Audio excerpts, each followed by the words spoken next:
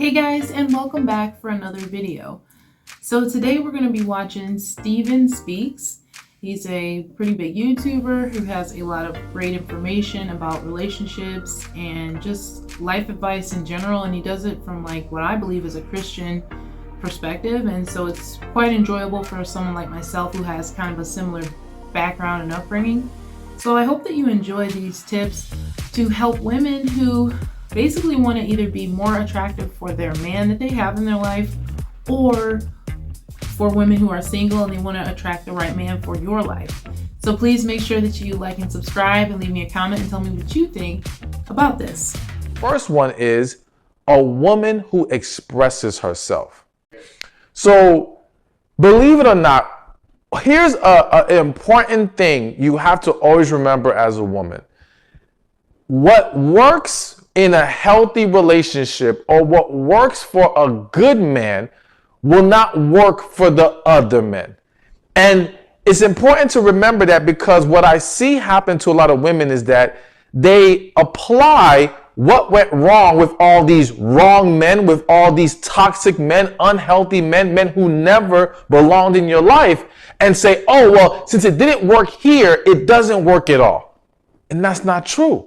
So when we talk about expressing yourself, the reality is this: the man who is genuine about being with you, the man who has real serious intentions, okay, he wants you to express yourself. He wants you to be forthcoming. He wants you to be transparent. And it's for various reasons. One, a man who loves you wants to be on the same page as you. And you being willing to express yourself allows there to be more clarity in the relationship. Being expressive in her desire, showing him that she wants him as much as he wants her. And again, in a way that he understands. When a woman can express herself, be more forthcoming, provide clarity, express desire, these things are extremely irresistible to a man and will draw him more to you. All right, so now another irresistible feminine trait. Well, that is definitely a case in point. So ladies, he's basically saying that if you want your man to be more attracted to you, or a specific type of man to be more attracted to you, then what you have to do is express that desire. You can't be kind of like, I wouldn't say go overboard and be all flirtatious and let him know that he can have it at any point. No, it's like just maybe a subtle compliment, or making sure that you give good eye contact, a smile. Definitely, a smile is probably the simplest thing that we can do for anyone in the world, and it's completely free. So maybe try that. Is being open-minded, and I want to say more specifically, not being judgmental. Where, one, let's start with being open-minded. I think when you examine relationships with men and women, you tend to see that the woman does tend to be more open-minded at times, and the man might be a little bit more rigid. And it depends. I'm going to say once upon a time. I'm not sure if that really applies right now in today's world, but once upon a time, it was more so the men were more rigid with their ways, and the women were a little bit more open and free. And we could argue that that was because once upon a time, women were walking more in their feminine energy, men were more in their masculine energy, and that created that kind of a dynamic. But the reality is that a man does not want to deal with a very rigid woman. I think we need to have discussions about our views on sexuality and what our desires are, so we can see if we're on the same page and truly capable of fulfilling each other in that manner. I do understand that when a woman feels comfortable and safe in the relationship, it's easier for her to open up.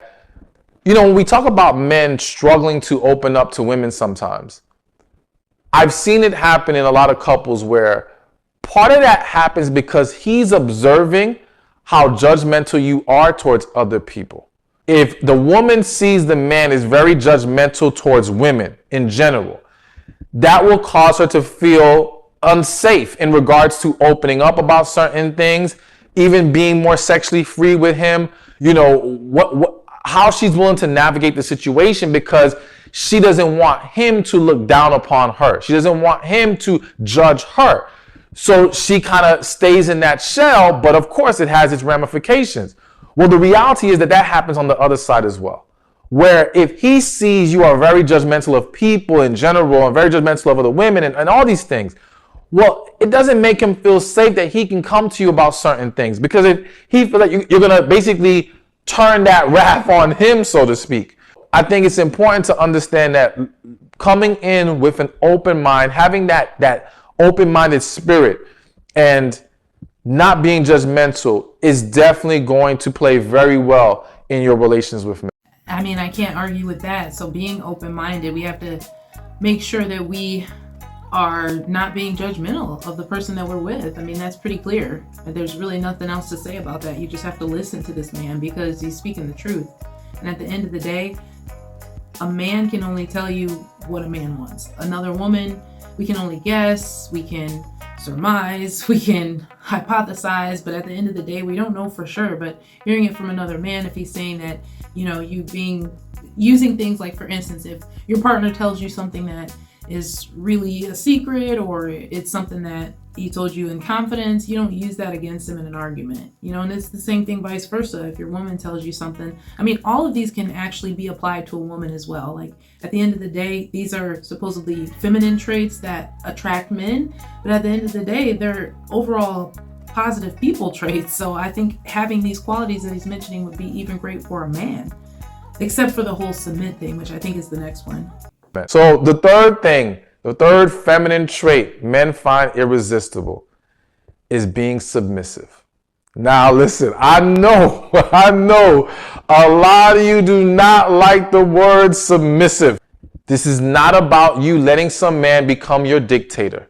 This is not about you being a weak vessel so that you can't lead yourself. You're incapable of holding yourself up. It is simply about understanding the beneficial dynamics of men and women being in relationships. The thing you have to understand. Let me start off by saying this. What I have learned is that at the core of this discussion, at the core of this topic, the issue is not really about submission. The issue is about trusting a man to lead. She is able to walk even more in her feminine energy. She is able to be at peace. She doesn't have to carry the burden of, I got to get this done. I got to do this. I got to make this decision and all these things. It doesn't mean you don't got an opinion. It doesn't mean he doesn't take into account how you feel, because he should. And I'm going to always encourage that with men. All right. So now we got a fourth.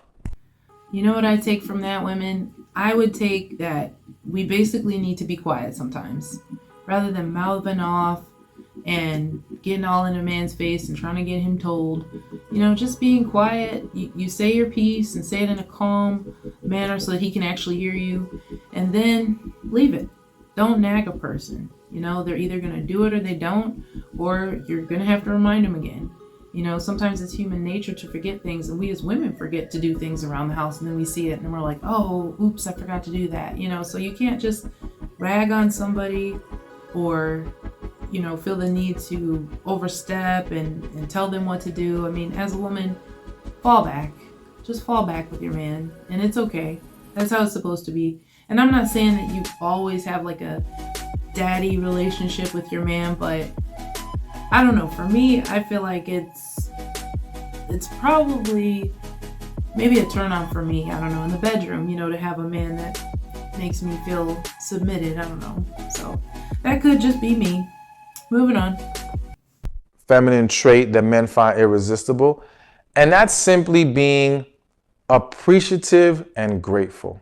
Now, I actually wrote down on my paper being down to earth and not being entitled.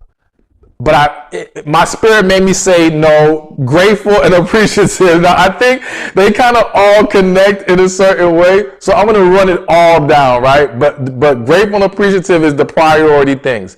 So real quick, let's just look at not being entitled and down to earth. I think that, again, the down to earth is the more at ease, not being as tense. You know what I'm saying? Just free flowing. So when you're down to earth and you're just cool, and you're just chill, it's not so serious, more laid back. That's very attractive, because that kind of spirit brings more peace to the relationship. Everything that someone does for you, Man, woman, child, doesn't matter. It's a choice that they're making. We as people have to learn to be appreciative of the choices that people make to do good by us. When we show an appreciation, I always say appreciation breeds production. Nobody owes us anything, all right? Nobody. And it doesn't mean don't have standards in a relationship. It doesn't mean, don't express what you're looking for and what is required to be with you. But at the same time, understand that every time they check off that box and they do the right thing, encourage that, welcome it, celebrate it. You know what I'm saying? All these things. I think if we showed each other more appreciation, think about how more blessed that relationship becomes. And that's pretty simple to understand as well. I mean, we can take that in everyday situations. Some people who are in positions of power, they may order around people at their job and not even say thank you after making requests. And, if somebody gets up and they jump up and they do their job and they do it well, giving them a pat on the back or just saying thank you, that might actually encourage them to do better next time. I mean, you know what I mean? Or just keep doing the great standard that they already are doing. But it's a situation where some people don't feel the need to do that. Maybe the person that's above them is not thanking them. And so at the end of the day, that's such a great note to have. And I'm in customer service. I always thank people at the end of the transaction. I'm like, thank you, because they don't have to, shop at our store. And that's just what it is. And you should always be grateful for anything that a person does, even if it's just simply, hey, would you hand me that? And then a person returns the favor. Thank you. It's just a simple gesture to make sure that the vibes are good and everything's understood. And I don't know, being grateful for waking up every day and being able to see the people that you love another day, that's always something to be grateful for. You could always just start as simply as that. Last one is knowing yourself and loving yourself. And the reason why that's a feminine trait that men find irresistible is because it speaks to the core issue of insecurity.